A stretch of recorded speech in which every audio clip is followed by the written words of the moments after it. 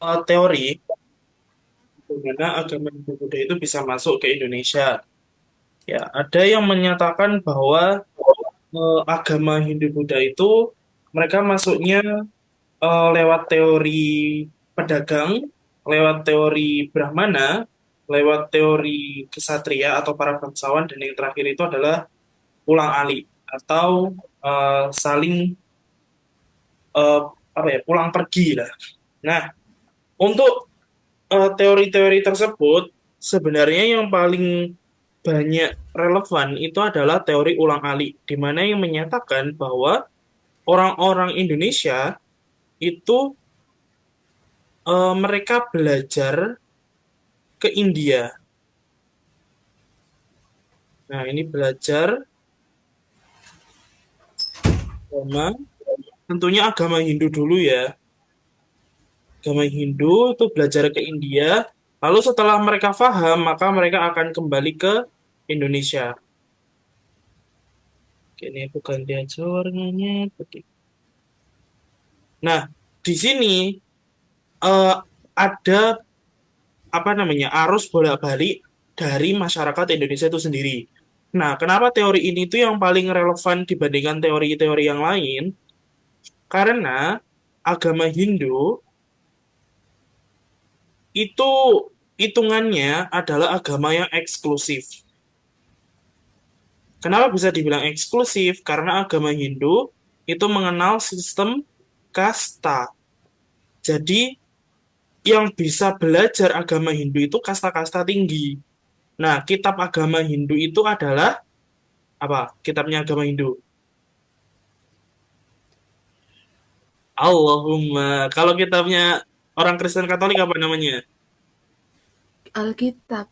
Iya, itu Alkitab itu kan bahasa umumnya, bahasa kitabnya yang namanya asli. Kalau Islam kan Quran, apa namanya?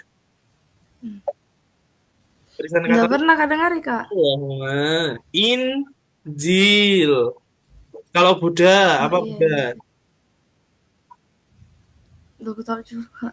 Buddha itu Tripitaka. Ayo, belajar ya. Kemarin padahal udah diingetin belajar pengetahuan umum. Nah, ini kitabnya Weda. Iya, tapi Kenapa? belajar kakak, tapi bukan yang ini. Nah, semuanya dipelajari sih. Nah, ini sorry, kitab Weda itu hanya bisa dipelajari oleh kasta-kasta tinggi. Contohnya Brahmana, kemudian Ksatria. Nah, sedangkan kasta-kasta di bawahnya, seperti kasta Waisya, kasta Sudra, itu nggak boleh.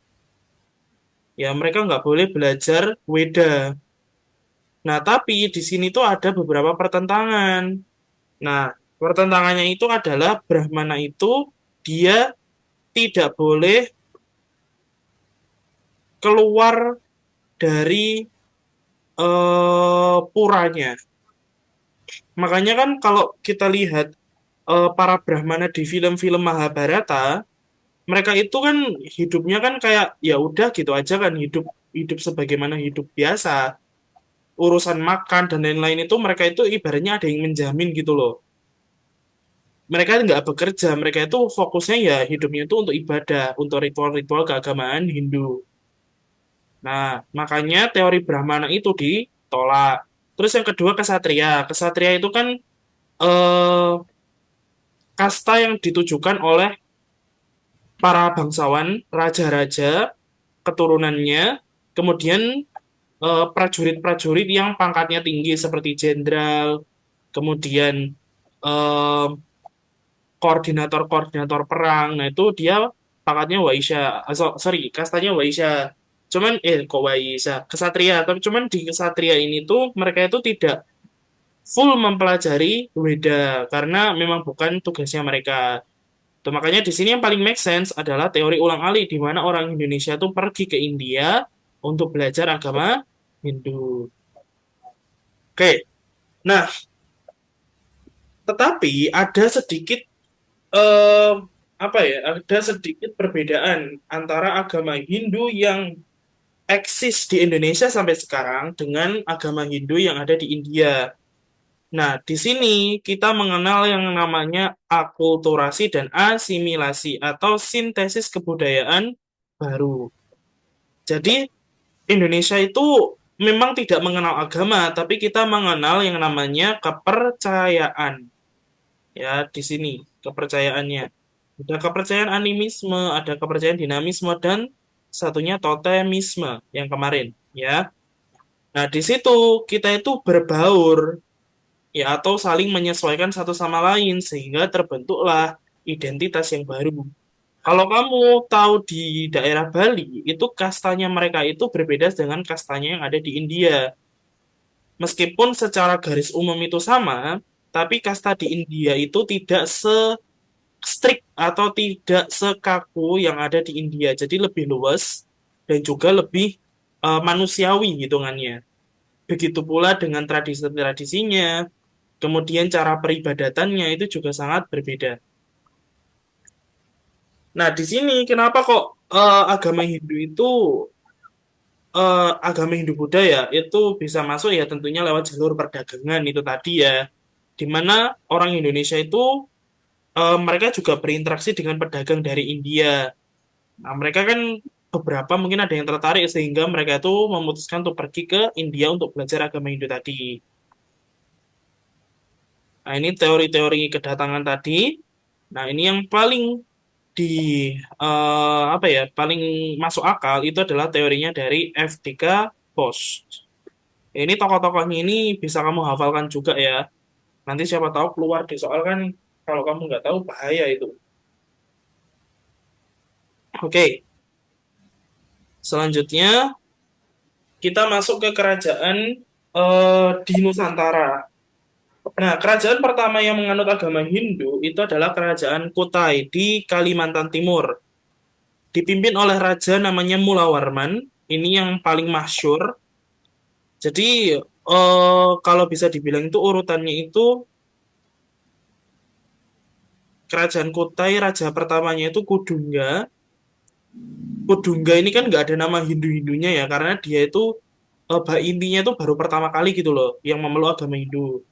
Kemudian di bawahnya ini Mulawarman, anaknya. Lalu turun lagi ke cucunya yaitu, kalau nggak salah ya, nanti bisa dicek lagi, Aditya Warman. Ini.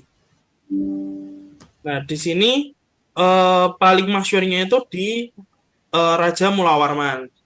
Di mana Raja Mulawarman ini kekuasaannya itu kerajaan kota itu luas banget dan juga sistem ekonominya itu sangat baik karena dia berada di tepi sungai apa ya? Di tepi Sungai Musi itu. Nah, selanjutnya kita masuk ke Pulau Jawa. Di Pulau Jawa ini ada Kerajaan Tarumanegara di daerah Jawa Barat. Pemimpin tertingginya atau pemimpin paling masyhurnya adalah Raja Purnawarman dan ini adalah beberapa prasastinya. Ciaretewun, Tugu, dan kebun kopi. Nah, lalu kita masuk ke daerah Jawa Tengah ada Kalingga. Nah, kerajaan Kalingga ini tuh bisa dibilang salah satu kerajaan terbesar di Jawa Tengah pada masa itu. Pemimpinnya itu seorang ratu, bukan seorang raja, namanya Ratu Sima. Nah, di sini nanti ini akan menjadi asal muasal kerajaan Mataram kuno, Mataram Hindu-Buddha. Nah, lalu kalau di daerah Sumatera itu ada kerajaan Sriwijaya. Kerajaan Sriwijaya ini tuh dia itu bisa dibilang pecahan dari Mataram kuno. Jadi itu kerajaan Mataram kuno ini kan dia itu dinastinya kan sangat banyak. Salah satu keturunan Mataram kuno itu namanya adalah Balaputra Dewa. Nah, di sini dia itu kalah perang saudara. Karena kalah perang saudara, dia melarikan diri ke wilayah Sumatera untuk mendirikan kerajaan sendiri yang dinamakan Kerajaan Sriwijaya itu tadi. Nah, kenapa di sini berperang? Karena eh di sini tuh perangnya itu karena perang agama, di mana Wangsa Sanjaya dan Wangsa Shailendra itu memiliki agama yang berbeda, satunya Buddha, satunya Hindu. Nah, terus Balaputra Dewa ini agamanya apa? Balaputra Dewa ini agamanya adalah Buddha. Jadi dia itu yang apa ya, yang baru lah hitungannya. Dia menganut agama baru, kemudian karena dia kalah perang, akhirnya dia mendirikan kerajaannya sendiri di Sumatera itu tadi, menjadi kerajaan maritim yang sangat besar. Lalu di sini eh, rentetan kenapa bisa terbentuk Majapahit? Jadi kan tadi kan ada kerajaan Mataram kuno kan di sebelah sini. Nah, Mataram kuno itu kan di daerah Yogyakarta di mana dekat dengan Gunung Merapi. Ya kan, Gunung Merapi itu kan selalu meletus, ya kan? Akhirnya kerajaan tersebut pusatnya dipindah ke mana? Ke namanya Kerajaan Medang Kamulan. Kerajaan Medang Kamulan itu nanti akan terpecah jadi dua, kerajaan, bentar apa ya namanya kerajaannya ya? Satunya namanya Kerajaan Jenggala dan satunya apa gitu. Saya lupa. Nah, salah satunya nanti itu akhirnya bangkrut dari dua kerajaan itu dan terbentuklah Kerajaan Kediri. Nah, dari Kerajaan Kediri ini konflik-konflik-konflik terbentuklah Kerajaan Singasari. Nah, Kerajaan Singasari ini konflik-konflik juga akhirnya terbentuklah Kerajaan Majapahit. Jadi di Pulau Jawa itu kerajaan Hindu-Buddha itu hitungannya itu kompleks. Dalam artian itu mereka itu saling silih berganti karena konflik yang terjadi di dalam lingkup internal kerajaan. Berbeda seperti kerajaan-kerajaan yang ada di Sumatera, Kalimantan, itu mereka kerajaannya lebih condong ke adem ayem atau ya nggak terlalu banyak konfliknya internalnya. Nah, di sini tadi kan di sini kan Mataram kuno kan, Mataram kuno di mana agamanya Hindu. Nah, di sampai di Kediri Singasari Majapahit ini juga masih tetap agamanya Hindu. Tuh ya. Jadi kalau bisa dibilang kerajaan Hindu terbesar di Indonesia itu apa? Majapahit. Kerajaan Buddha terbesar di Indonesia apa? Kerajaan Sriwijaya. Itu. Nah, di sini konsep kerajaan di Indonesia itu bisa dibilang itu menurunkan sifat-sifat dari kekuasaan titisan dewa. Ya ini karena kan pengaruhnya dari budaya India juga. Nah, jadi di mana raja itu memiliki kekuasaan yang paling mutlak, kemudian diturunkan ke anaknya, putra mahkota atau penerus, lalu di Mahapatih. Mahapatih itu tangan kanannya raja, jadi orang kepercayaan. Dan setiap raja itu punya Mahapatihnya sendiri-sendiri.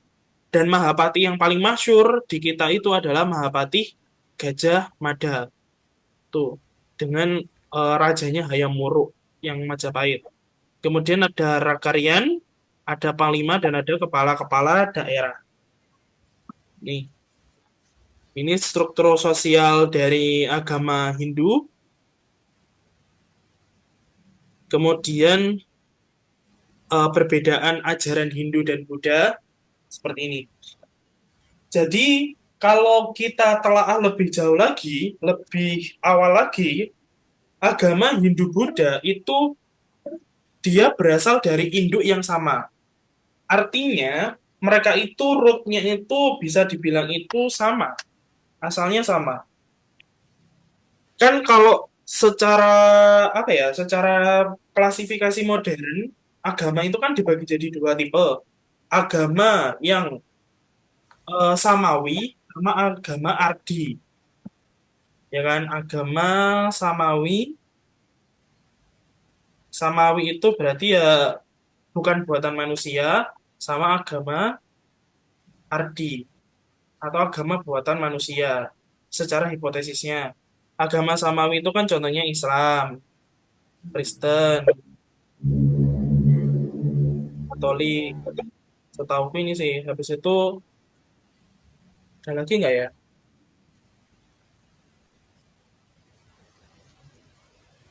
Kayaknya ini yang paling banyak. Terus agama Ardi itu salah satunya itu adalah agama Hindu dan agama Buddha. Nah, agama Hindu ini tuh dia itu terbentuknya itu se- melalui proses panjang dan pertapaan gitu. Jadi dia itu lebih ke arah sistem sosial. Sedangkan agama Buddha itu ada nabinya. Nabinya agama Buddha itu siapa? Namanya Siddhartha Gautama. Nah, jadi Siddhartha Gautama dulu itu adalah seorang pangeran di kerajaan Hindu yang ada di India. Nah, karena di agama Hindu itu mengenal sistem kasta, Siddhartha itu merasa bahwa kasta tersebut itu tidaklah adil, tidaklah mencerminkan kasih sayangnya seorang Tuhan, gitu kan? Nah, akhirnya dia itu mengasingkan diri dan bertapa, akhirnya dia eh, mendapatkan ilham atau mendapatkan wasilah itu untuk mendirikan suatu ajaran baru, yaitu ajaran Buddha. Nah, makanya di sini tuh agama Buddha itu salah satu agama ardi atau agama buatan manusia yang dia itu jarang banget ada kontroversinya, jarang. Bukan berarti tidak ada, tapi jarang. Karena memang secara pembentukan itu karena dia itu terbentuk dari konflik akibat sistem sosial kasta. Makanya terbentuklah agama Buddha. Jadi kalau bisa dibilang agama Hindu Buddha itu lebih tuaan mana agama Hindu. Tuh. Kemudian kalau kita lihat dari model artefaknya, salah satunya bentuk candi, agama Buddha dan Hindu di Indonesia itu punya karakter peribadatan yang berbeda. Yang pertama, kalau dari sisi bentuknya, agama Hindu itu dia itu menjulang ke atas bentukan candinya, kalau agama Buddha dia itu lebar.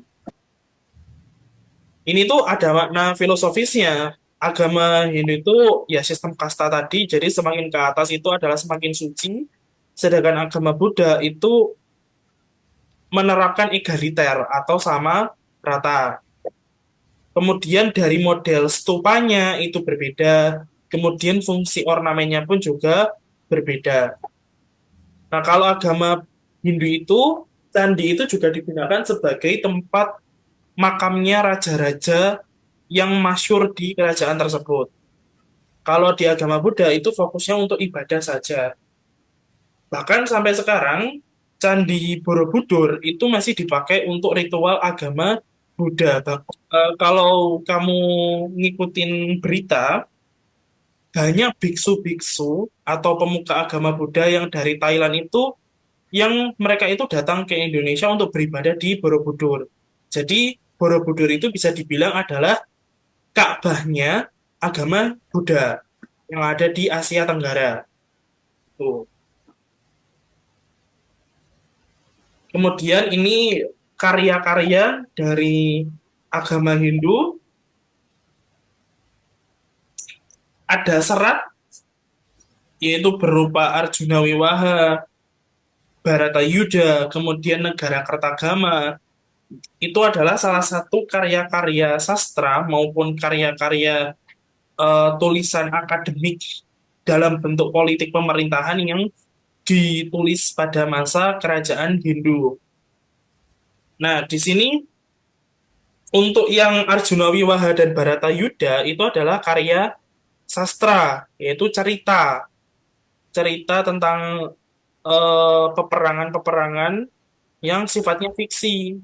Ya mungkin kalau kamu tahu itu ceritanya eh, perang antara Pandawa dan Kurawa kemudian apa tuh Ramasinta. Nah, itu adalah karya-karya dari para sastrawan di masa itu. Nah, kalau negara Kartagama ini dokumen negara di mana salah satunya semboyan Bhinneka Tunggal Ika itu diambil dari kitabnya apa kitabnya manuskrip yaitu dari kitab Sutasoma itu.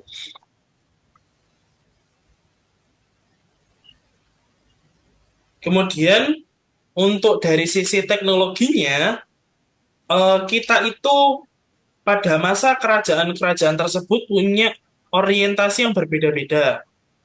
Ada yang mereka orientasinya itu untuk mengembangkan kekuasaannya di laut, pelayaran, ada yang fokusnya di bidang agraris, dan ada yang fokusnya itu di bidang metalurgi atau di bidang eh, perundagian. Nah, ini tuh tergantung dari rajanya sebenarnya. Rajanya itu pengen apa, kayak gitu. Nah, tapi di sini yang kita warisi sampai sekarang dan itu masih cukup lestari, itu adalah di agraris dan juga teknologi pelayaran. Bahkan di beberapa masyarakat, kelompok masyarakat itu, pelayarannya itu masih menggunakan pelayaran tradisional. Tuh. Kemudian ini hanya rangkuman saja. Oke. Ada yang ingin ditanyakan untuk yang agama Hindu Buddha? Enggak. Ada. Oke, kita lanjutkan.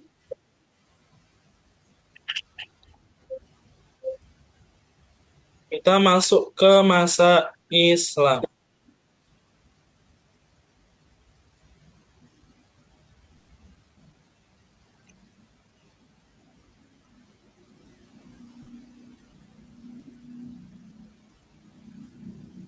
Nah, agama Islam itu masuk di Indonesia pun itu juga ada beberapa teori yang menyatakan hal tersebut. Ada yang dia itu teorinya itu mengatakan bahwa agama Islam yang ada di Indonesia itu asalnya dari eh, Mesir, ada yang bilang asalnya dari India, ada yang bilang asalnya dari Persia atau Iran Irak yang sekarang. Kemudian ada yang bilang asalnya dari Cina. Ada yang kalau yang dari Arab itu jarang sih ada yang mengumpulkan itu. Nah, kenapa teori perkembangan Islam itu di kita itu nggak ada yang menyatakan bahwa Islam di Indonesia itu berasal dari Jazirah Arab? Kira-kira kenapa? Bisa. Enggak tahu mau Kak juga, Kak. Kenapa? Enggak tahu. Orang Arab itu kehidupan mereka tuh rata-rata kayak gimana sih? Kehidupannya Nabi Muhammad, sahabat-sahabatnya, sampai mungkin Aulia atau turunan-turunannya dari sahabat-sahabat Nabi itu hidupnya mereka tuh berbasis apa sih? Berbasis yang bagaimana? Bingung, Kak. Kehidupannya mereka itu loh, mereka itu pekerjaannya rata-rata apa? Kayak Orang berdagang berdagang, terus berdagangnya di mana? yang berdagang yang enggak ke pelayaran-pelayaran gitu. Nah, ya udah itu alasannya. Kenapa kok tidak ada yang mengemukakan bahwa agama Islam di Indonesia itu berasal dari Arab ya? Karena orang Arab pada zaman itu nggak ada yang berlayar. Nah, yang berlayar itu adalah yang berasal dari negara-negara di sekitar Jazirah Arab. Ya dari Mesir itu tadi, dari Persia, dari Gujarat atau dari India, terus dari Cina. Itu. Nah, maka dari itu, nah di kita itu teori yang paling terkenal itu adalah Islam itu datangnya itu dari Mesir. Nah, kenapa banyak yang mengatakan seperti itu? Kita melihatnya dari mazhab. Jadi kan Islam itu kan punya 4 mazhab besar, ya kan? mazhab Syafi'i, mazhab Hanafi, mazhab Hambali, sama mazhab Maliki, ya kan? Setiap mazhab tersebut itu kan eh, berada di wilayah-wilayah tertentu atau berkembang besar di wilayah-wilayah tertentu. Mazhab Syafi'i itu paling banyak di Mesir, daerah Mesir dan sekitarnya. Kemudian Hanafi, mazhab Hanafi itu banyak berkembang di Jazirah Arab, di mana lagi ya? Di beberapa Persia, di beberapa negara-negara dulunya Persia itu. Terus Hambali, nah Hambali ini saya nggak tahu di mana. Terus kalau yang Maliki itu dia di India atau di daerah Gujarat, yang di mana sekarang itu rata-rata dihuni negara Afghanistan, Pakistan, negara-negara seperti itu. Nah, karena di Indonesia itu mayoritas pemeluknya adalah pemeluk Syafi'i, maka bisa dapat disimpulkan secara general bahwa arah eh, datangnya penyebaran agama Islam itu berasal dari orang-orang Mesir yang datang ke Indonesia. Ini, jadi mereka melalui perdagangan maritim, terus em, mereka di sini juga tidak mengenal kasta dan juga bisa mengadaptasi atau bisa berkolaborasi. Jadi ini alhamdulillahnya ya, alhamdulillahnya banget itu sama orang-orang terdahulu yang masuk ke Indonesia, terutama pedagang-pedagang Muslim itu, mereka itu sangat apa ya, sangat-sangat halus metode untuk eh, bersosialisasi dengan masyarakat Indonesia. Makanya kan salah satu negara yang dia itu tidak memerlukan perang untuk konversi agama atau memeluk suatu agama, yaitu ya kebanyakan itu di Indonesia. Mungkin karena dari sifat masyarakatnya yang juga ramah dan juga eh, bentuk sifat natural seorang pedagang yang dia itu harus bisa berkomunikasi dan berjejaring sosial dengan berbagai tipe masyarakat. Itu. Jadi itu makanya kenapa kok agama Islam itu bisa mudah masuk? Yang pertama, karena mudah beradaptasi. Yang kedua, nggak ada kasta. Itu. Nah, tapi kan di agama Buddha kan juga nggak ada kasta. Masalahnya, agama Buddha di Indonesia itu penyebarannya tidak semasif agama Hindu. Kalau kita lihat itu kerajaan Buddha terbesar itu kan cuma Sriwijaya doang, ya kan? Sedangkan sisanya itu kan rata-rata agamanya Hindu. Maka dari itu, mengapa agama Islam itu mudah diterima karena mayoritas juga yang diinfluence atau yang dipengaruhi itu mereka beragama Hindu, di mana Hindu itu ada kasta sedangkan di Islam tidak. Ya udah, orang-orang yang mungkin kastanya masih bawah-bawah itu mereka pada masuklah ke agama Islam. Kan kalau di kasta agama Hindu pun itu kan nggak semua orang itu bisa naik kasta kan, hanya orang-orang segelintir tok yang punya kasta-kasta tinggi, sedangkan sisanya kan pastinya kastanya rendah. Nah, itu yang paling mudah untuk berpindah keyakinan. Nah, ini teori-teori tadi.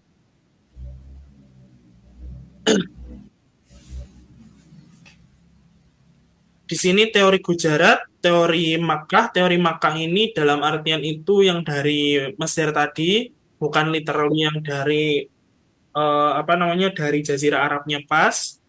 Kemudian teori Persia. Nah, di sini tuh ada beberapa bukti-buktinya. Kalau dari Gujarat itu adalah dari batu nisan. Batu nisannya itu punya corak seperti corak kerajaan Islam yang ada di India. Kemudian kalau teori Mekah tadi itu atau teori Arab itu adalah dari mazhab masyarakat. Kemudian yang terakhir itu adalah dari tradisi peringatan Asyura. Di beberapa tempat di Indonesia, pemeluk Islam atau umat Islamnya itu ketika Muharram, mereka itu memperingati tradisi Asyura. Kalau di Jawa itu namanya tradisi Suruhan. Tapi kalau di daerah kamu saya kurang tahu. Apakah pada tanggal 1 Muharram itu pasti diperingati sesuatu acara-acara khusus gitu kah di sana? Kayak kayak pawai, Ji. Oh iya, ya udah, ya itu berarti setipe ya tradisi peringatan Asyura atau 1 Muharram itu. Nah, di sini tuh yang salah satu yang di apa yang di highlight adalah yang ada di daerah Sumatera Barat dan Bengkulu, yaitu tradisi tabut. Itu kan tradisinya kan mirip tradisi Syiah ya di situ.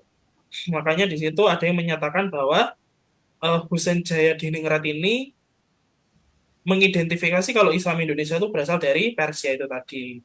Ada plus minusnya juga di sini. Oke, selanjutnya bagaimana Islam itu bisa diffuse atau menyebar secara luas ke hidup masyarakat Nusantara. Jadi yang pertama itu dari jalur perdagangan, ya kan? Dari jalur perdagangan ini tuh mereka akhirnya punya pattern, punya pola. Ada yang ke kiri, ada yang ke kanan. Nah, ini. Pola yang pertama, yang paling mudah itu adalah melalui apa? Kira-kira dari empat ini tuh yang paling mudah itu yang mana?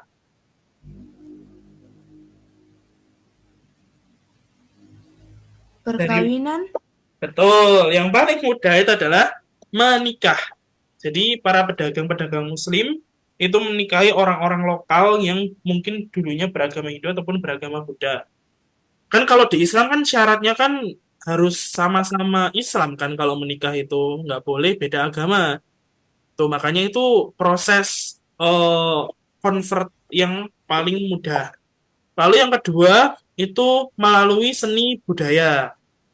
Masyarakat kita itu suka seni, masyarakat Nusantara itu suka seni. Emang orangnya itu jiwa seninya itu sangat-sangat kental. Bahkan sampai sekarang kan bisa dibilang itu cultural heritage kita itu kan sangat-sangat luas. Dan juga apa tuh legacy kreatif budaya seni itu sangat-sangat melebur ke dalam setiap hidup masyarakat gitu. Jadi di sini akulturasi budaya setempat dengan Islam itu sangat mempercepat proses penyebaran Islam. Habis itu melalui pendidikan ya membuat masjid atau surau, membuat pesantren. Kemudian yang terakhir itu melalui dakwah. Nah, dakwahnya ini tuh beda-beda metodenya. Ada yang modelnya ceramah, ada yang modelnya interaksi pakai berbagai hal gitu. Kalau di Jawa itu kan terkenalnya kan Wali Songo. Kalau di tempat-tempat yang lain, di pulau-pulau lain itu ada ulama-ulamanya tersendiri yang memiliki karisma-karisma sehingga itu banyak diikuti oleh masyarakat gitu. Jadi menyesuaikan pinternya penyebarannya itu menyesuaikan kondisi masyarakat setempatnya. Itu sih kerennya. Nah, bagaimana awal mulanya masuk berdasarkan catatan historis itu eh, Islam itu masuk pertama kali di daerah Sumatera ya di daerah Aceh. Di sini kan Aceh itu kan ada satu kerajaan namanya Kerajaan Perlak sebenarnya, cuman nggak ketulis. Nah, di situ nantinya akan muncul kerajaan-kerajaan seperti Kerajaan Aceh Darussalam, Kerajaan Samudra Pasai, yang cukup terkenal pada masa itu, yang menguasai pelayaran juga. Jadi kalau bisa disimpulkan, rata-rata kerajaan-kerajaan Islam di Indonesia, itu mereka basisnya itu adalah kerajaan maritim. Bisa dilihat dari lokasi kerajaannya, rata-rata di pesisir laut gitu kecuali kerajaan Mataram Islam. Tuh. Nah, di sini kerajaan Aceh, kerajaan Samudra Pasai, kemudian masuk ke daerah Jakarta, ada kerajaan Banten, lalu ada Demak, ada Mataram Islam, ada kerajaan Goa Talo, ada kerajaan Ternate Tidore. Dan sebenarnya di sini tuh banyak kerajaan-kerajaan kecil yang cuman tidak apa ya, tidak terdata dengan baik itu kerajaan-kerajaannya. Ini kerajaan-kerajaan yang masyhur pada masa peradaban Islam. Nah, kenapa sih kok yang paling terkenal itu Wali Songo dibandingkan ulama-ulama di daerah lain gitu? Karena Kalau bisa dibilang salah satu proses penyebaran agama paling susah di Indonesia itu adalah penyebaran agama Islam paling susah itu di Jawa. Karena Jawa itu sukunya itu bedanya tuh beda banget gitu loh. Ibaratnya kamu geser kota aja itu sukunya itu modelannya itu karakternya itu udah beda. Nah, makanya di sini terbentuklah organisasi yang konkret, organisasi yang sudah settle, dinamakan organisasi Wali Songo. Jadi Wali Songo itu bukan kumpulan, maksudnya bukan julukan personal, tapi organisasi. Jadi Wali Songo itu orangnya itu ada yang diganti-ganti gitu loh. Jadi nggak pure orang-orang itu aja nggak. Nah, pendirinya Wali Songo itu adalah namanya Syekh Said Jumadil Kubro kalau nggak salah ya. Nah, Syekh Said Jumadil Kubro ini adalah salah satu ulama dari Mesir yang pertama kali datang di Pulau Jawa. Kemudian beliau karena melihat kondisi kultural Jawa yang sangat kompleks, akhirnya beliau mendirikan suatu organisasi untuk dakwah. Namanya Wali Songo itu tadi. Nah, beliau kan ngajar tuh, ya kan, di masing-masing tempat, dapat murid yang paling pinter. Nah, murid yang paling pinter itu akhirnya diangkat menjadi seorang wali atau seorang guru. Ya, seorang guru yang mungkin kalau di zaman sekarang itu kita mengenalnya dengan nama-nama sunan. Seperti yang ada di PPT ini, Sunan Gresik, Sunan Ampel, Bonang, Derajat, Giri, Gunung Jati, Kalijaga, Sunan Kudus, Sunan Muria. Dan kalau sebenarnya kamu bisa perhatikan, di sini tuh rata-rata Wali Songo itu pusatnya di Jawa Timur. Ini nggak tahu ya kebetulan atau gimana, tapi kalau dilihat secara statistik dari sosiokultural, orang Jawa Timur itu adalah orang yang paling ngeyelan dibandingkan dengan daerah lain. Makanya ulamanya itu paling banyak ngumpul di Jawa Timur dibandingkan di Jawa Tengah dan Jawa Barat. Jawa Barat aja cuma ada satu, yaitu Gunung Jati. Di Jawa Tengah itu ada tiga. Jawa Tengah Jogja ada tiga, di Jawa Timur ada lima. Tuh, berarti emang orang-orangnya tuh ngeyel banget itu orang-orang Jawa Timur. Mungkin di daerah-daerah lain itu tidak seterkenal ini karena mungkin orang-orangnya itu juga mudah untuk diajak kerjasama atau diajak berkomunikasi gitu. Makanya tidak banyak yang membahas hal tersebut. Kemudian kita masuk ke sistem pendidikan Islam, yaitu kita mengenal sistem pesantren kalau di Indonesia. Sebenarnya pun sistem pesantren ini tuh adalah akulturasi dari sistem asrama yang ada di agama Hindu dan Buddha. Di agama Hindu Buddha itu kan orang kalau mau belajar agama itu harus menginap. Nah, dan itu sampai sekarang turun temurun dan terus diterapkan sistem pendidikan tersebut di di daerah-daerah di Indonesia. Banyak sekali pondok pesantren yang sistem pengajarannya masih berbasis boarding system atau boarding school. Jadi jadi anaknya itu menginap di satu tempat yang sama dengan teman-temannya, dengan sistem yang sama, dan kemudian di situ mereka itu fokus untuk mengaji kitab-kitab tertentu yang sudah disediakan oleh kurikulum sekolah ataupun kurikulum pesantrennya. Kemudian kalau dari sisi arsitektur atau dari sisi budayanya, Islam itu eh, berpengaruh ke pola-pola bangunan. Contohnya atap masjid, atap masjid Demak, nah yang di mana dia itu mengikuti bentuk dari kubahnya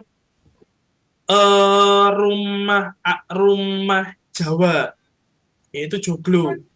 Kemudian ada beduk, ada menara. Tuh, kalau di daerah Sulawesi itu kira-kira apa yang menjadi keunikan masjid-masjid di sana atau mungkin arsitekturnya di sana dibandingkan dengan yang ada di daerah-daerah Arab?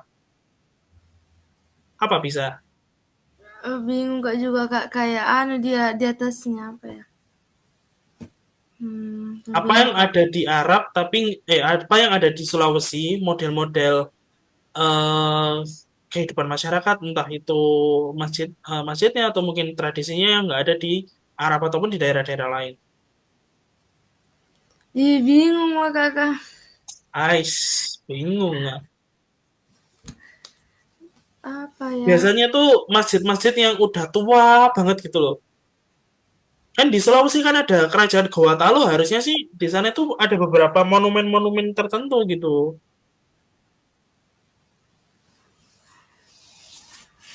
Ih, nggak tahu mau kakak deh. Kalau daerah lain bingung mau kak.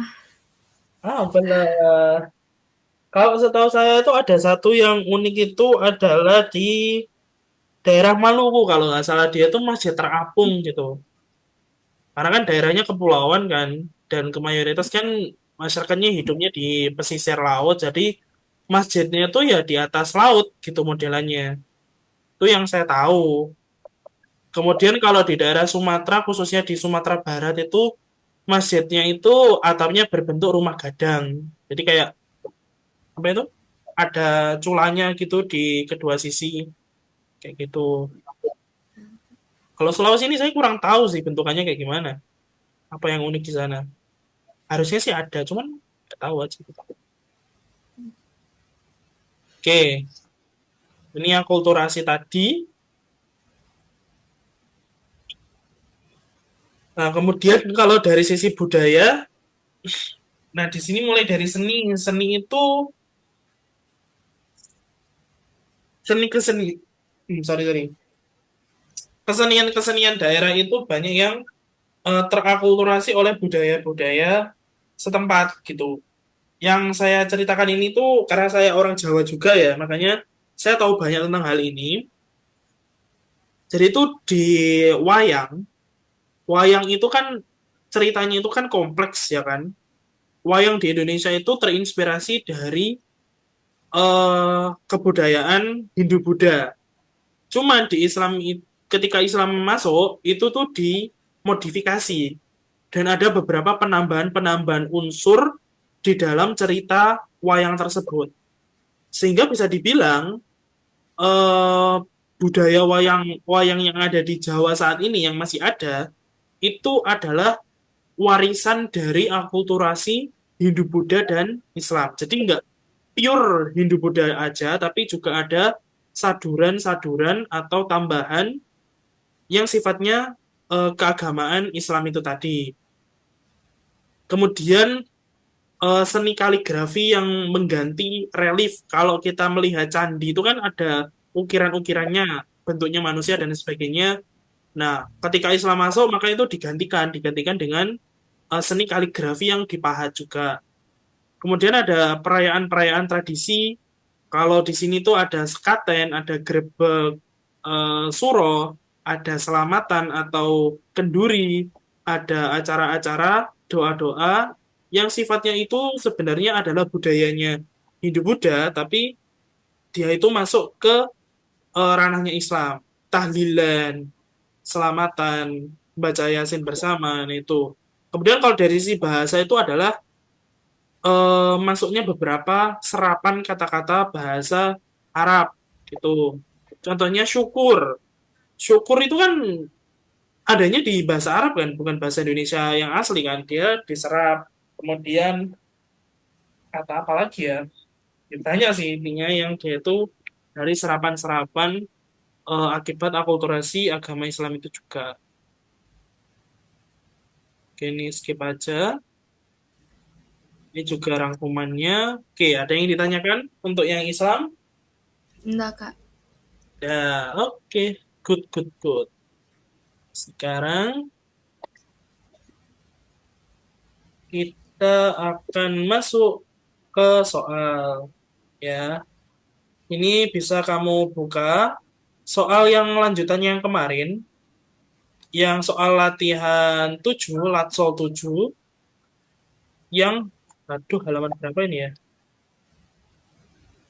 Pokoknya setelah yang kemarin lah, pilihan ganda yang 5 itu tentang masuknya Hindu Buddha dan Islam. Tapi yang Hindu Buddha dulu aja. Yang ini dulu. By the way, aku sudah upload beberapa materi, entah itu di ekonomi ataupun di sosiologi. dan geografi nanti bisa kamu baca-baca. Kalau misalnya nanti pada Meet ini nggak sempat kebahas, boleh kamu pelajari juga. Nanti aku juga mungkin akan share beberapa e-book atau buku digital referensi buat belajar IPS gitu. Rata-rata materi OSN IPS itu ngambilnya tuh dari pelajaran-pelajaran SMA gitu. Jadinya di beberapa referensi nanti kita bakal belajar dari buku-bukunya SMA gitu.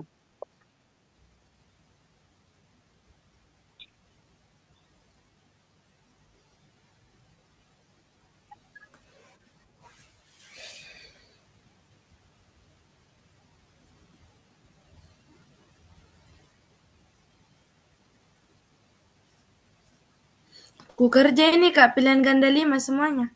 Sekalian sama isian singkatnya, ya Oke. isian singkatnya nomor berapa ya di sini? Oh ini 14, 15, ada 15 soal ini. Oh iya Kak.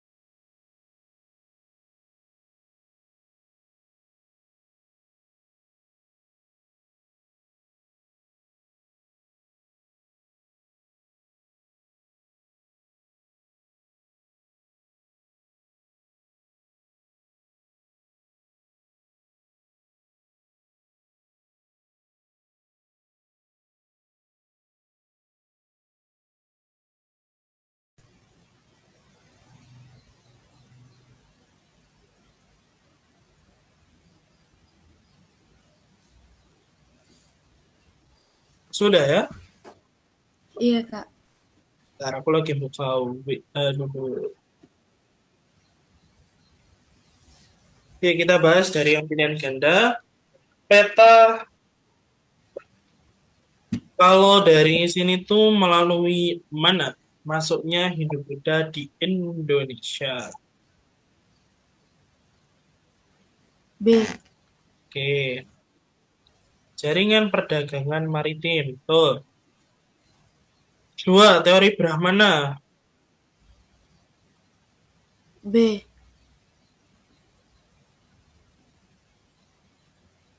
Oke. Nomor tiga, kelemahan kesatria. B. Oke, betul. Nomor empat, konsep politik. C.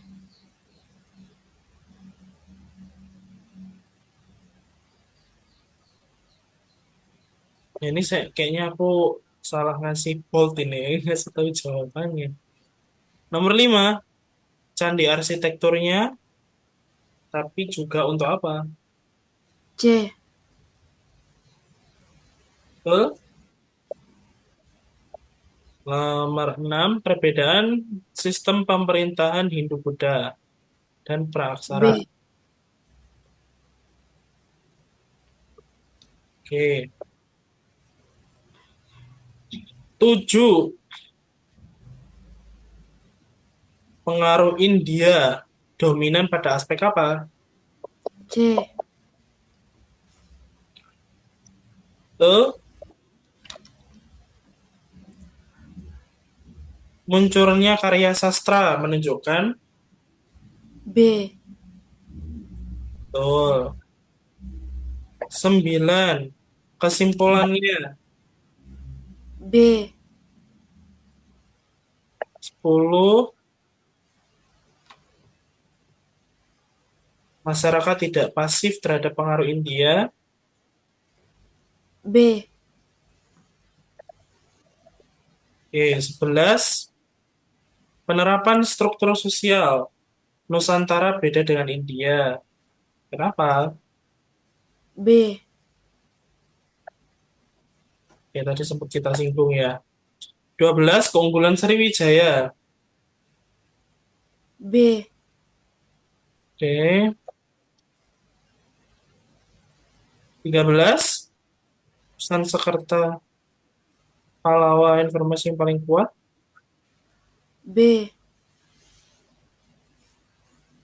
Oke, isian singkatnya, aksara yang paling banyak digunakan aksara Pallawa. Palau.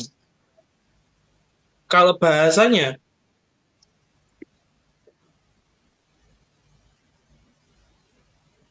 aksara Pallawa bahasanya apa?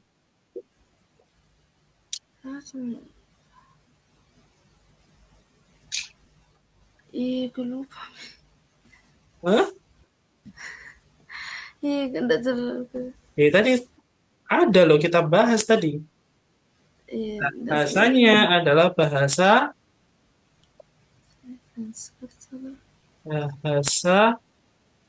San. Skarta.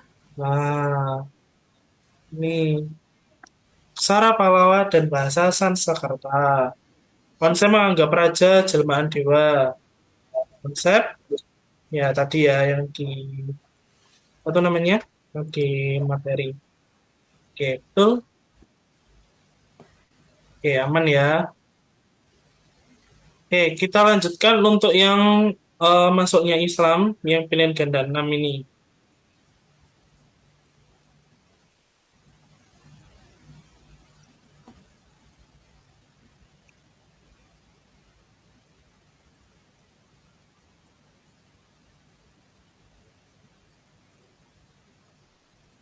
Ku kerja lagi yang pilihan ganda 6, Kak. Iya, betul. Kayak yang tadi sampai isian singkatnya sekalian. Iya. Habis itu kita ini udah habis soalnya.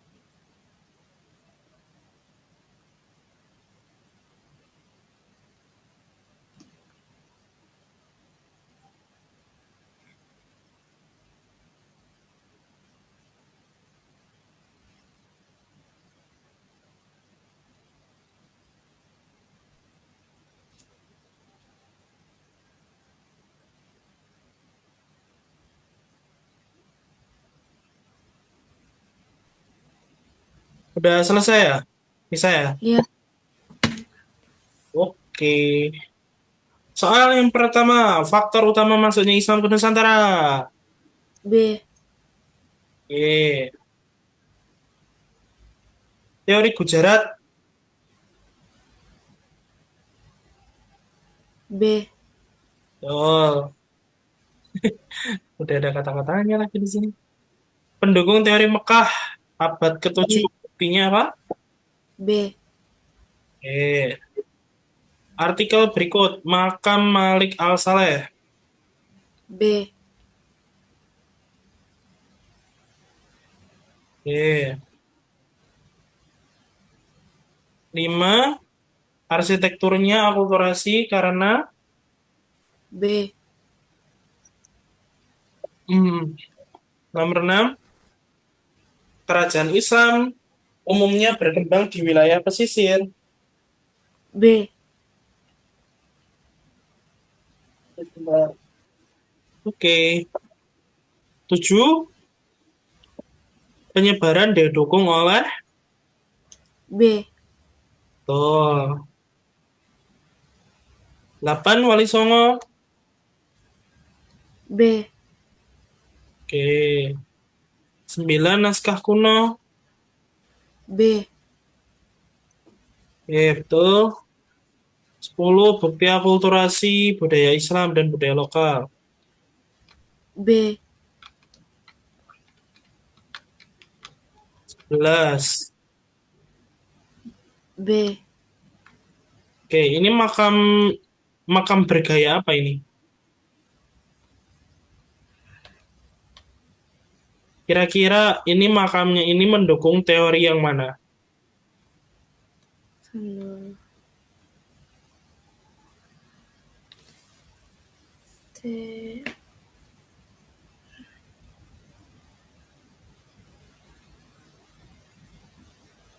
Teori yang mana kira-kira menurut kamu?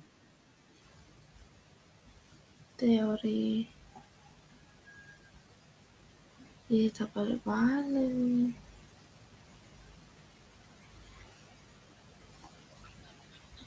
Model ukirannya seperti ini, kemudian isinya seperti itu. Kira-kira dari mana ini?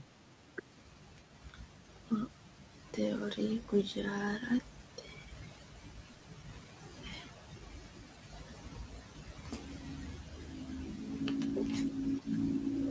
Benar. Kuliah soalnya.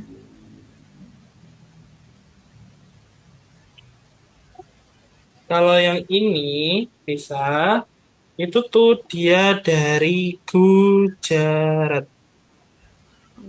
Dari ukirannya kita melihatnya ya, bukan dari tulisannya.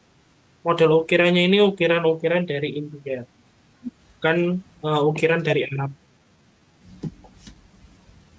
Karena kalau dari Arab itu, mereka tuh rata-rata nggak pakai tulisan-tulisan seperti ini. Gitu.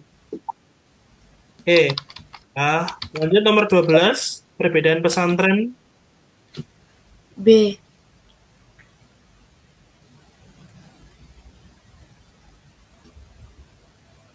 13. B. Oke, 14 disebut pesantren. Oke, betul. 15 teori bicara. Oke. Aman ya berarti untuk Hindu, Buddha, dan Islam for a while. Ya, sementara. Oke, gimana bisa ada yang ingin ditanyakan dulu atau ditanya atau mungkin ingin dibahas lagi? Enggak aja, Kak. Nah, oke, selanjutnya. Oke, silakan dibuka untuk yang OSP tahun 2019. Ya, di latihan soal lagi. Nah, ini saya pilih dulu.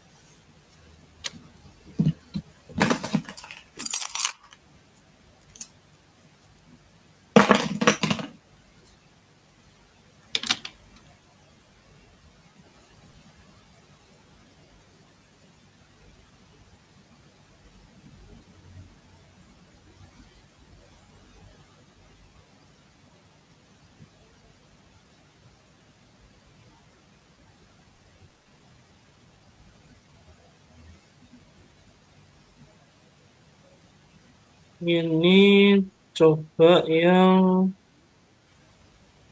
apa ya?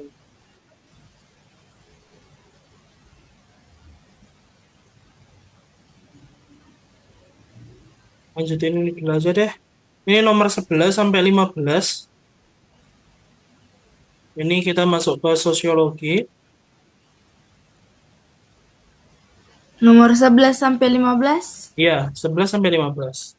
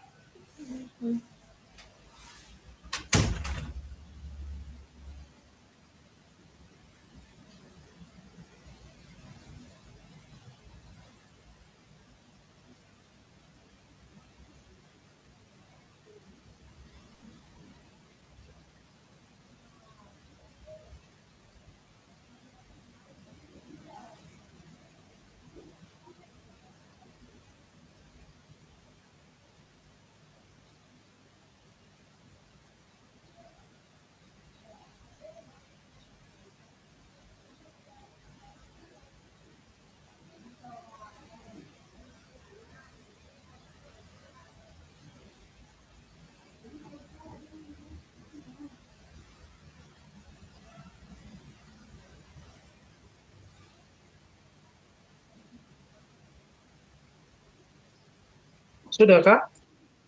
Belum Kak, nomor 14 mah Kak.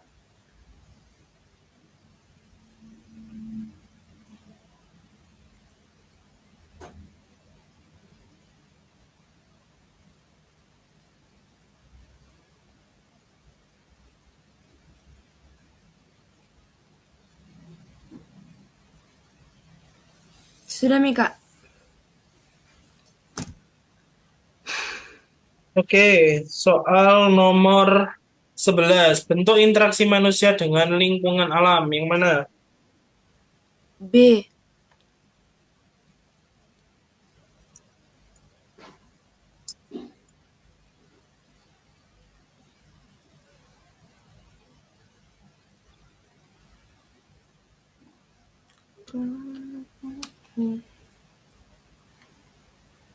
Kenapa yang B? Karena kan interaksi manusia dan lingkungan alam adaptasi makanan.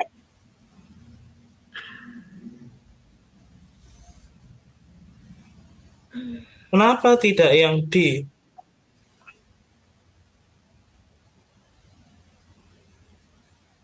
Ya, yang B saya menurutku Kak. Enggak tahu yang B aja menurutku. Oke, jadi di sini eh, pola-pola interaksi itu kan ada banyak ya. Ada tadi yang kita bahas di sejarah itu ada akulturasi, ada asimilasi, kemudian ada adaptasi, ada imitasi, ada mediasi, dan lain sebagainya. Ya, oke, ini jawabannya betul yang B. Adaptasi. Nomor 12, modal sosial masyarakat bertahan pada masa pancaklik. B.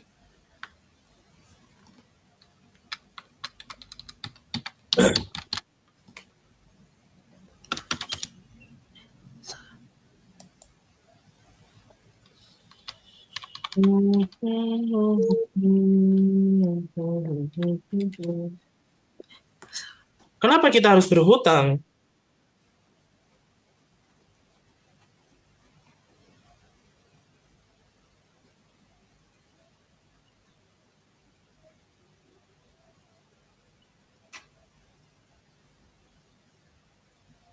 Ayo, modal sosial masyarakat itu selalu sifatnya positif. Jadi Oh, tidak mungkin bersifat negatif. hmm,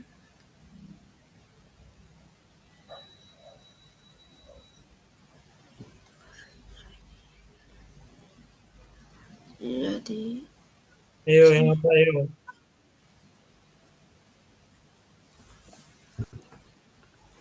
Pernah kakak kerja ini kak, nah aku lihat jawabannya B. Alasannya apa? Sa- ih,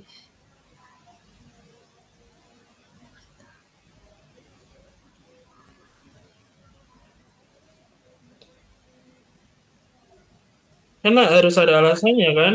Kamu menjawab sesuatu itu. Ya, Ayo, kenapa B?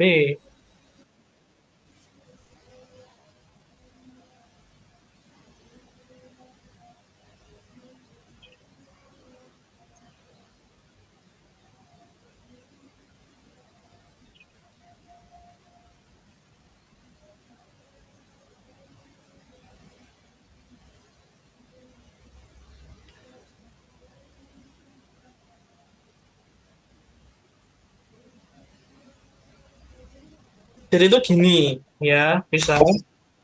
Modal sosial, modal sosial itu selalu berbasis sistem yang dapat enggak. mempertahankan kondisi ideal dari suatu masyarakat. Nah, kemarin kan di awal-awal kita latihan itu kan ada modal sosial dalam bentuk gotong royong, kerjasama, kayak gitu kan. Nah, kalau di sini modal sosialnya itu apa? Modal sosialnya kalau di paceklik itu artinya apa sih paceklik? Paceklik itu apa? Enggak tahu.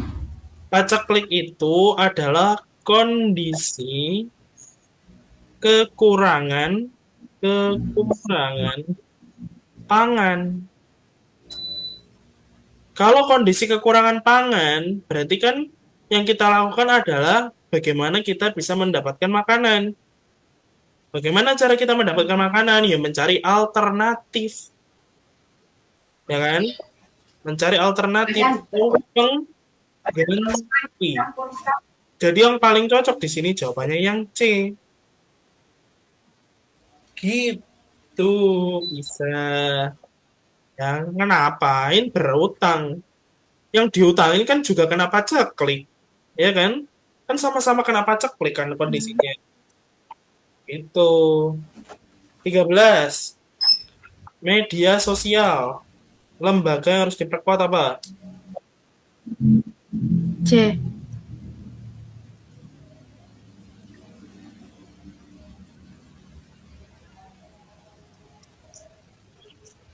Oke, betul. 14. A.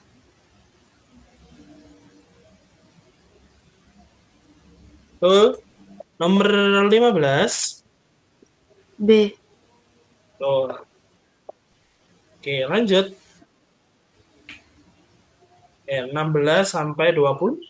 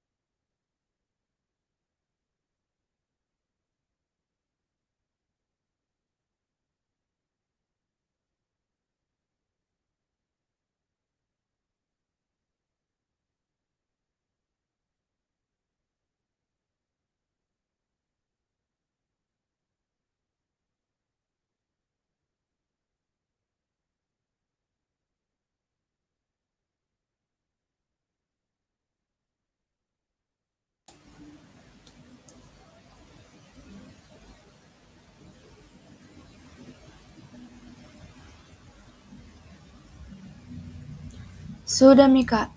Oke. Nomor 16. Keluarga mengajarkan menghormati dan menghargai. Dalam lembaga ini, peran lembaga keluarga itu sebagai apa? A. Oke, kenapa kamu bisa memilih A? Dari sisi mananya?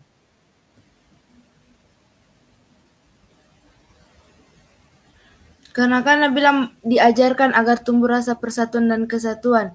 Oke, Jadi kan kita betul. sosialisasi. Ya, mengajarkan itu adalah sisi sosialisasi. Betul sekali. Oke, 17. Di tengah perkembangan teknologi modern, masyarakat masih rutin upacara. Tindakan ini fungsi lembaga sosial apa? C. Loh, kok C? Ini loh, masih rutin upacara sekaten. Ngapain mengontrol tingkah laku? Upacara adat itu termasuk apa sih? Budaya. Berarti yang mana? Yang B. Yang D. Yang D melestarikan budaya. Eh, kurang teliti kamu. 18. Pencemaran nama baik. Undang-Undang ITE. Bentuk akomodasi yaitu apa? B. Kenapa B? Apa adjudikasi itu? Kan adjudikasi itu menyelesaikan konflik melalui lembaga yang berwenang. Iya, tahu lembaga berwenangnya apa? Semuanya ini juga pakai lembaga berwenang loh. Mediasi, konsiliasi, kompromi itu pakai lembaga berwenang. Lembaganya apa kalau adjudikasi? Itu tidak salah. Melalui hukum, hukum apa? Di Peradilan. Pengadilan atau peradilan. Kalau mediasi itu, ini menyelesaikan konflik, konflik reda dengan mediator. Jadi itu ada satu orang sebagai pereda konfliknya. Kalau konsiliasi, konsiliasi itu penyatuan dua grup atau kelompok yang konflik. Contohnya konsiliasi itu adalah konflik. Kamu tahu konflik ini nggak? Poso dan Ambon. Jadi itu salah satu konflik agama. Nah, itu cara penyelesaian masalahnya itu dengan cara konsiliasi. Gitu. Jadi dua grupnya itu mereka diselesaikan dengan cara musyawarah dan juga dengan cara eh, adat kalau tidak salah. Nah, kalau kompromi itu adalah penyelesaian konflik individu. Oke, jadi misalnya gini, kompromi itu contohnya adalah ketika kita bimbingan, saya memberikan waktu 15.30 sampai 17.30. Kamu mengiyakan, berarti kamu sedang berkompromi dengan jadwal kamu sendiri. Itu namanya kompromi. Tuh. Oke, ini ya, nanti bisa dipelajari. Nanti materinya kayak gini tuh udah ada di Drive yang sosiologi. Nanti kamu bisa baca-baca di situ untuk lebih lengkapnya. Perdagangan online, penyedia jasa, dan melalui website. Interaksi sosial ini termasuk apa? C. Kenapa, C? Karena kan joint venture kerjasama antara dua atau lebih perusahaan. Emang ini yang kerjasama siapa? Penyedia jasa online dengan penjualan mendaftar di website. Ah, Lebih penyedia konkret. jasa sama penjualnya. Ya. Kan penyedia jasa itu kan menyediakan tempatnya. Terus penjualnya itu daftar. Apakah mereka berinteraksi secara langsung? Interaksi langsung nggak? Tidak kan? Nah, kalau ini namanya akomodasi atau penyediaan.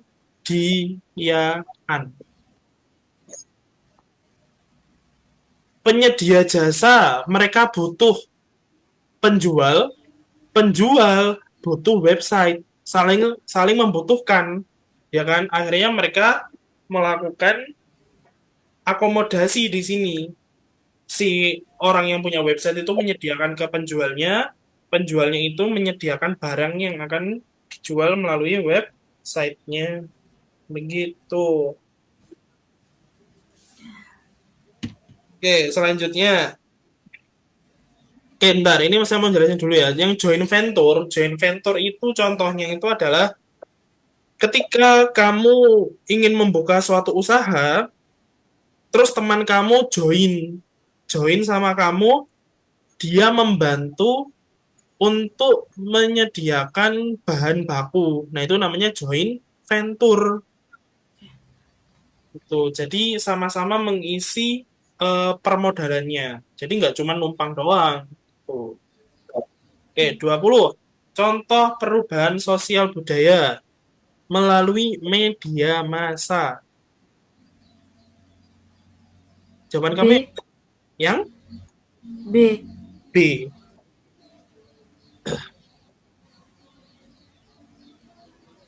Oke, betul. Sosial budaya ini di bahasa. Oke, kita lanjut nomor 21 sampai 25.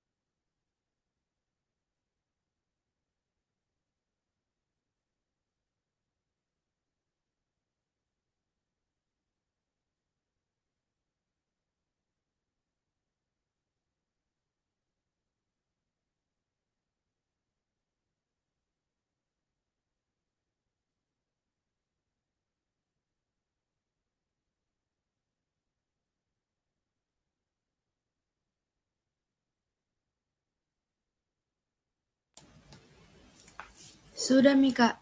Oke, 21 kita masuk ke sejarah. Kongres Pemuda pertama 30 April sampai 2 Mei tujuannya ngapain? A. Oke, mana? Oke, betul ya. Jadi Kongres Pemuda itu berapa kali dilaksanakan? 2. Ya, jadi Kongres itu dilaksanakan 2 kali. Yang pertama itu adalah menyatukan berbagai macam pikiran sehingga mereka itu akhirnya punya satu visi yang sama, yaitu Indonesia sebagai suatu keutuhan negara. Terus yang kedua baru diikrarkan pada 1928, yaitu di tanggal 28 Oktober. Oke, 22 Syarifuddin Prawira Negara. Kenapa dia digelari gelar pahlawan? Nah, ini D. yang D. betul. Dia perannya vital pada saat itu yaitu di agresi militer Belanda yang ke berapa? Yang kedua. Kenapa kok agresi militernya itu menyerang kota Yogyakarta? Belum sampai selesai. Kenapa agresi militernya menyerang Yogyakarta?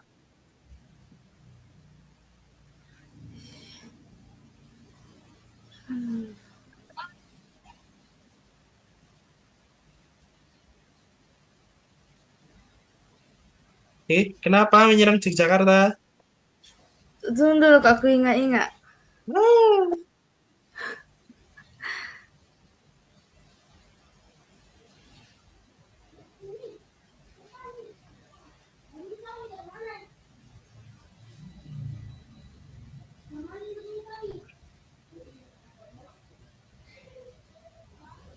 Nah, karena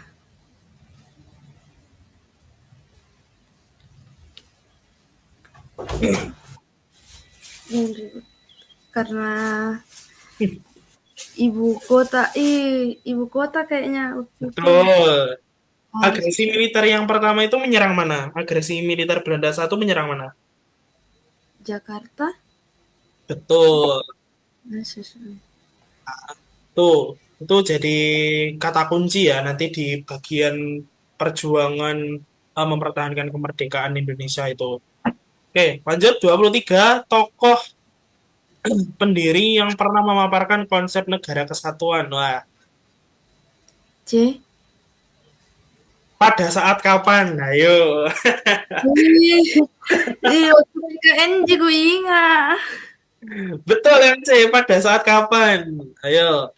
Konsep negara kesatuan ini muncul pada saat kapan untuk momen apa? Ayo, saat kapan? Ini peristiwa penting loh ini soalnya.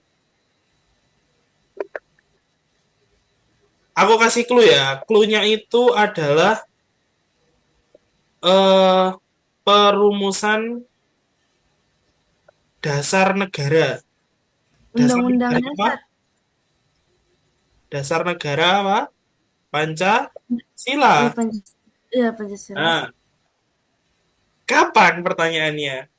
Ayo. Kalau nggak tahu Hmm. tanggalnya, nama acaranya aja deh. Nama acaranya doang. Aduh, aduh. Ayo, ayo, ayo, ayo. Ayo ndak aku ingat, Kak. Bingung, Kak. Ais. Perumusan dasar negara itu terjadi pada sidang BPUPKI. Coba coba BPUPKI. BPUPKI yang keberapa? Ke satu. Tanggal berapa? Tanggal 29 Mei sampai 1 Juni. Makanya tanggal 1 Juni diperingati hari apa? Hari lahir Pancasila. Ya, hari lahir Pancasila atau kesaktian Panca sorry. Sila. Enggak. Hari lahir Pancasila. Kalau kesaktian Pancasila itu beda lagi. Sorry, sorry, sorry. Hari lahirnya Pancasila. Tahun berapa? 1940, 40, empat 1945.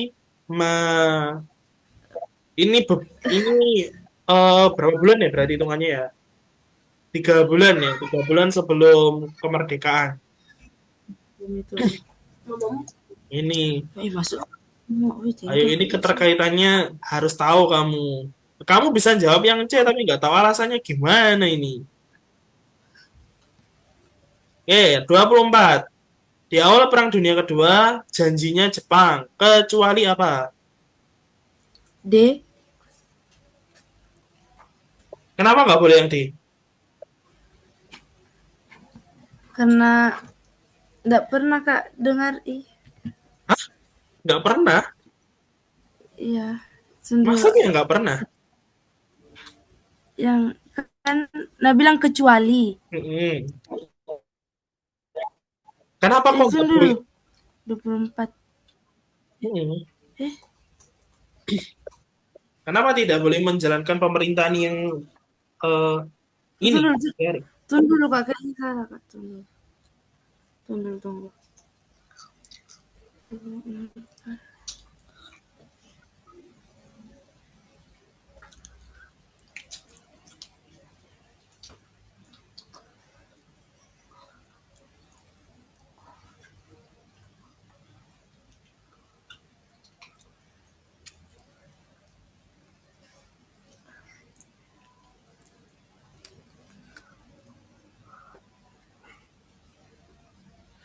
Menjalankan sistem pemerintah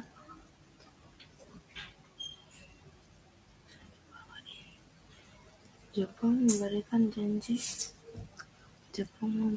janji kepada bangsa Indonesia dua ini kecuali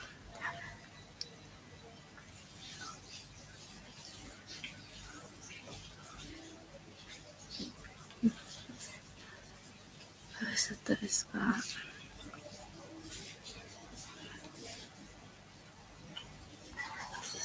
Bisa selama boleh. Kenapa kita berdosa semua dia? Kenapa nggak boleh mendirikan pemerintahan? Ya nanti kan berarti jadi ancaman bagi kedaulatannya Jepang sih. Makanya nggak boleh buat pemerintahan. Emang ada negara yang dijajah itu boleh menjalankan pemerintahan? Nggak ada. Aduh, bisa. Ayo fokus bisa. Iya Kak. 25, 25 apa nih? 25 jawaban kamu. B, Pernyataan yang tepat. B, 1 dan 3. Bangsa Asia. nggak Ah, takut aku Kak. oh. Kasih kita takut aku Kak. Apa?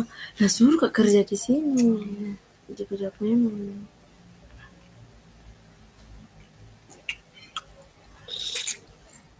Masih lama aja. 11 menit. Apa? Hmm? Siapa? Nah nanti bisa dipilih lagi 10 menit. Tidak mungkin. Nah, kalau Mariandika tidak mau kasih ikut. Ya, dibayar ini cuy.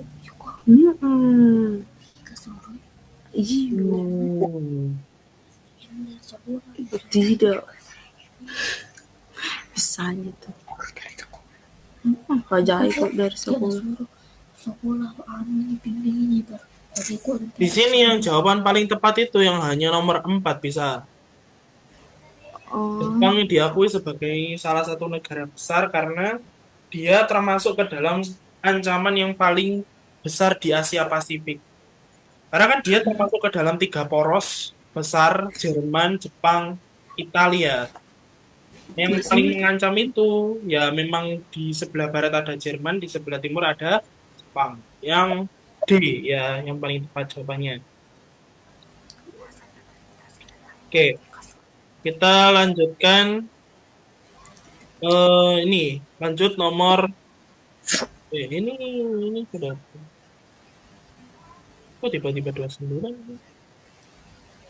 Ini 37 sama. Ini nomor 31 sampai 35.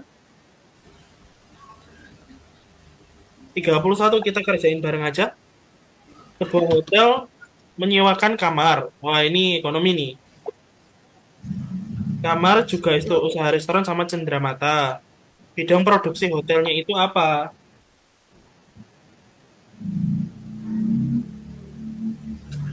Sewa kamar, restoran, toko cenderamata. Bisa biasa.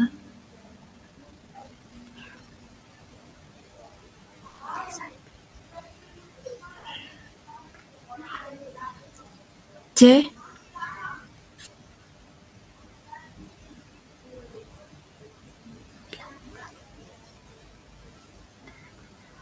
Diubah nada marci kah? Nada marci.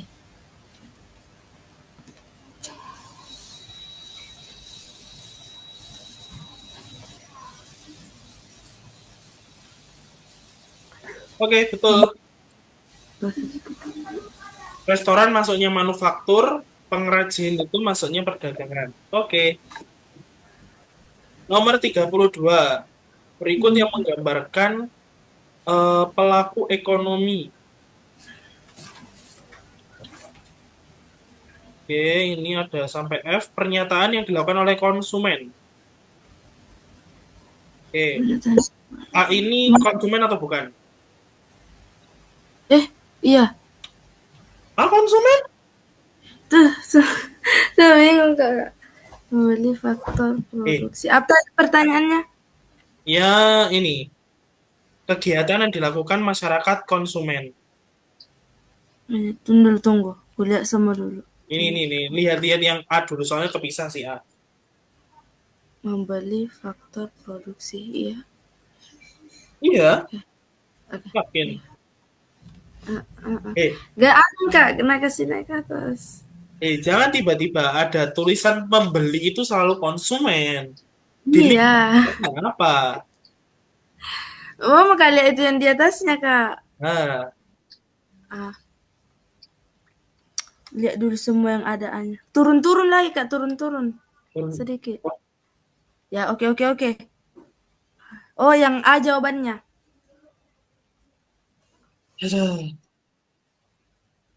salah. Lihat Ih, dulu masing-masingnya. Faktor produksi. Faktor produksi itu kan berarti kan dilakukan oleh produsen. Ngapain dilakukan sama konsumen? Faktor produksi itu apa aja sih? Faktor produksi itu yang pertama, ada bahan baku, ada tenaga kerja, ada mesin. Ngapain konsumen beli ini? Konsumen kan tinggal beli barang jadinya aja kan, atau jasanya kan. Nah, yang kedua, menyediakan barang publik. Enggak. Ngapain menyediakan kan kita beli. Konsumen itu menggunakan dan membeli. Udah. Menyediakan faktor produksi. Apakah tugasnya konsumen? Hmm. Menciptakan guna barang jasa. Tidak. Jadi jawabannya E dan F. Oke, E dan F di sini ada pasangannya D. C. Oke, berarti kita pilih yang D. Gitu C. bisa. Menyediakan faktor produksi. Ini kamu emang ekonominya harus digembleng juga ini sama sejarah ini. Aduh, Iya. parah ini ekonomi kamu. Tapi ini yang C kak. Kenapa bisa masuk? Yang C Nah, apa? ini yang kan D, C, E, dan F. Nah, kan C salah. Tapi kan ada dua jawaban yang benar, E dan F. Iya, ya, tapi kenapa bisa masuk itu C Ya maksudnya? nggak tahu kan soalnya kayak gini. Ini soal ini yang buat ini soalnya ini orang-orang Puspresnas sana. Saya juga nggak tahu kenapa ada option C-nya.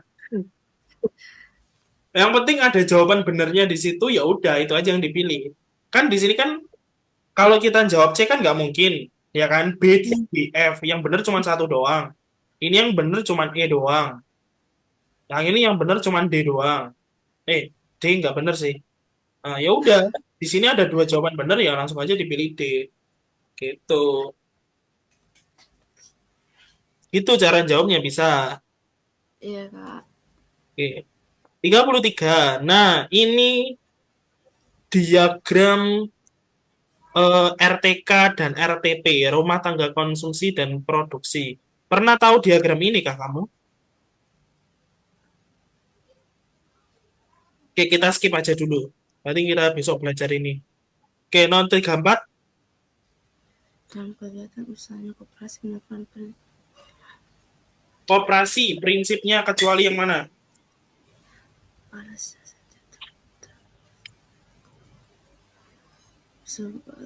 kecuali melakukan pengelolaan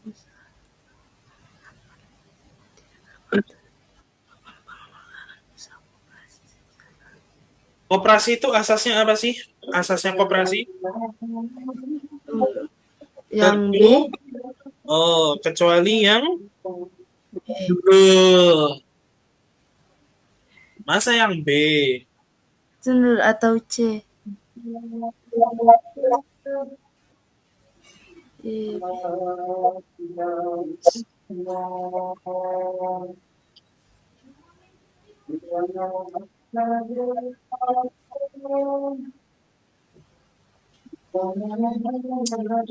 Ini jawabannya kecuali yang C. nah, Balas jasanya itu tergantung dari jumlah modal yang dia miliki. Kalau nggak terbatas ya jadinya korupsi itu namanya. Tuh, jadi ini yang jawaban paling tepat yang C. Oke, ada yang ingin ditanyakan dulu nggak? Bisa. enggak sih, Kak. Oh, pengen selesai aja kamu cepet-cepet kan? Enggak juga sih. Oke, ini saya